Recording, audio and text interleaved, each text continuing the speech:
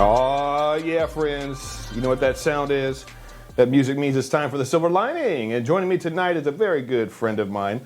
He's a former NFL player and chairman of the Jack Brewer Foundation. Jack Brewer. Jack, thank you for joining me this evening, my brother. Tell me what's on your heart tonight. At the end of my show, I'm always trying to inspire, encourage, uplift. And a lot of times there's reasons that we need to do that because there's other chaos and things taking place. But what's on your heart tonight for my audience that might encourage them or inspire them? You know, I just encourage everybody to remember that no matter what we're doing, man, we got to serve more, David. Every day I get up in the morning and the stories of men, we have over 3,000 men in our prison programs, and their stories inspire me. And it reminds me that, sometimes I start feeling bad for myself or, thinking about my kids, they may get on my nerves. And then I remember, man, we have millions of fathers behind bars who can't see their kids. We have children being raised without, having access to their parents. And so there's always an opportunity for us to look deeper within ourselves, but also to spend our time serving other people. And I think that's really what it's about. I think that's the American spirit. I think that's what this country was built on. And sometimes we forget that, it's not up to our government. We say that, but are we actually doing something to uplift our community and outreach to those neighbors that may need our help? And so I just encourage everybody to make sure that when you get up in the morning, you are trying to reach your hand out. And like Christ said, he did not come here to be served, but to serve and to give his life as a ransom to many. Yes, he did. And that's great advice. I think we all can do more and at least pay attention and be aware of trying to be constantly of service to others. And I want to get your take on this absolutely tragic incident that took place in the city I just moved from, Frisco, Texas. Austin Metcalf was stabbed in the chest by Carmelo Anthony at a track meet. And this has caused just so much division. So many people are saying that, Carmelo Anthony should just, be locked up immediately. And in my opinion, everything that I saw, it was absolutely unnecessary. There was no reason for him to pull that knife out. And yet we've got another family that's lost a son. His twin brother literally fell in his twin brother's arms and died. What is your take on this, and what should we be focused on when a tragedy like this happens?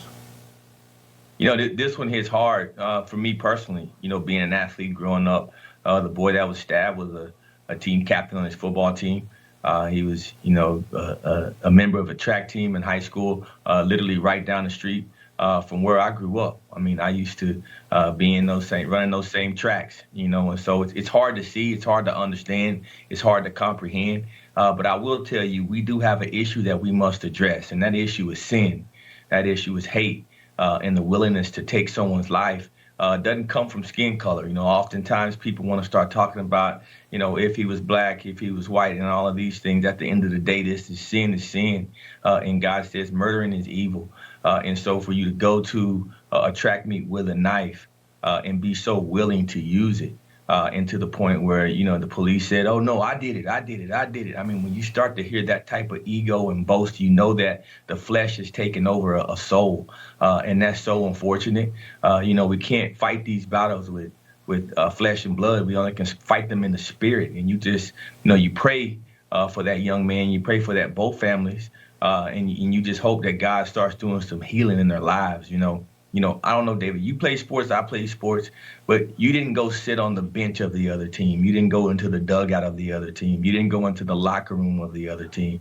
And so for anyone to start talking about anything about another man from another team going into the area of another competitor, is ridiculous. And, captains of the team, like this guy are going to step up and say, hey, man, get out of here, man. This is our section, because nothing good can come out of that.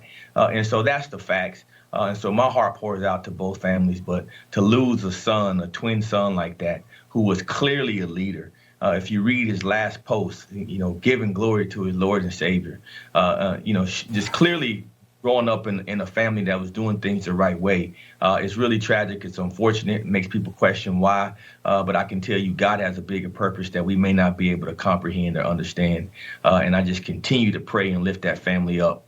And hopefully this wakes up a lot of juveniles, a lot of families around the country. Because just last year, 2024, we had a 21% spike in juvenile crime. And we have got to do something as a nation if this is going to really be our golden age. Yeah, we absolutely do. I posted on social media. I've gotten a lot of hate from a lot of black folks. They're like, pull his black card, calling me coon and every other, Uncle Tom, racist slander in the book. And I'm like, it shouldn't even be about race. But they're trying to. It's like the George Floyd, right? It's like the next thing for liberals. And like you said, I believe it's a sin and it's a spiritual battle. It's a next opportunity to try to breed division into the nation when we're actually, things seemingly are going really well underneath this president. Well, what's your message to people that just keep trying to make this about race and stand up for the black kid no matter what? Acts 17:26 says we are one blood, all nations, and that's exactly what we are. This is the time that whoever feels anything about race, if you see the world through the lens of race and not through the lens of Christ, the problem is on you. And so, you got to find liberty. You got to find freedom. And the only way you're going to find liberty is through Christ and through God and through his righteousness. And so I just pray that those people have a heart that softens, because right now that's a hardened heart speaking. If you want to take it to skin color, no matter what happens in your life, you are the issue. You are the problem. This nation wasn't built off of that. This nation was built off of brotherhoods, no matter what the color is of the skin. And right now, this nation has come closer together than in any time in the history. We're unified as a nation. We're standing up against the ills and the wrongs of other countries and other people coming in, terrorizing our land. And we're doing that together. And if you don't want to get on this team, then you may want to reconsider. Yeah, I think that's very well put. I think anybody that just only sees race and just stand up for the black kid because it was the other person involved was white, that is the issue. That is proof that it is a spiritual issue and that it's evil, because it's all about division. It's not about taking accountability, and we need a lot more of that. We need people with open hearts to just really recognize what's at stake. And God bless you, Jack, for all that you're doing. I so appreciate you. Thank you for joining. I got about 20 seconds, brother, till end the show. Love thy neighbor as thyself.